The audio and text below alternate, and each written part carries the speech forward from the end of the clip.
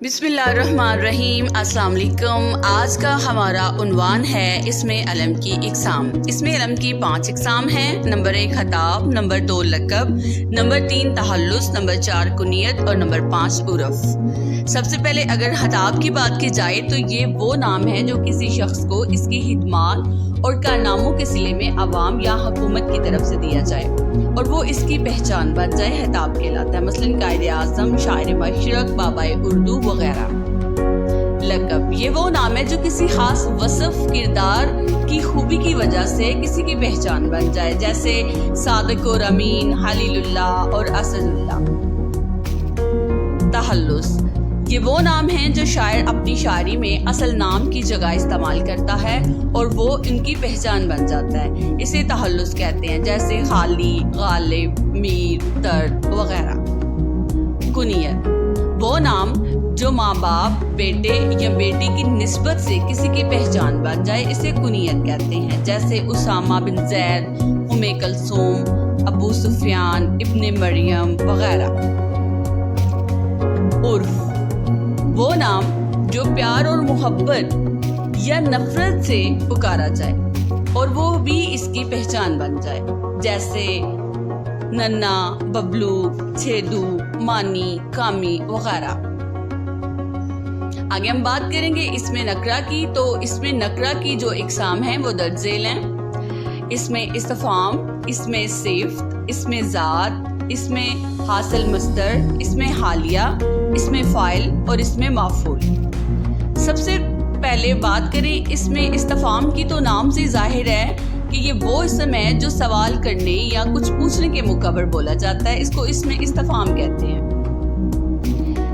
Number 1 जैसे तुम्हारा नाम क्या है, वो कहाँ जा रही है, ये कौन लोग हैं, बच्चा क्यों रो रहा है, इन जुमलों में क्या, कहाँ, कौन, क्यों, ये सब इसमें इस्तफाम है क्योंकि इनके जरिए कुछ बातें पूछी जा रही हैं। इसमें सिफ्त वो इसम जिससे किसी शख्स की अच्छाई या बुराई जाहिर हो, ये इसमें सिफ्त कहलाता है, यानी सिफ्त से आप जाहिर इसको समझ सकते हैं। मसलन ये फल मीठा है, तुम्हारे कपड़े मैले हैं, सदफ नेक लड़की है, इन जुमलों में मीठा, मैले और नेक जो हैं वो इसमें सिफ्त हैं।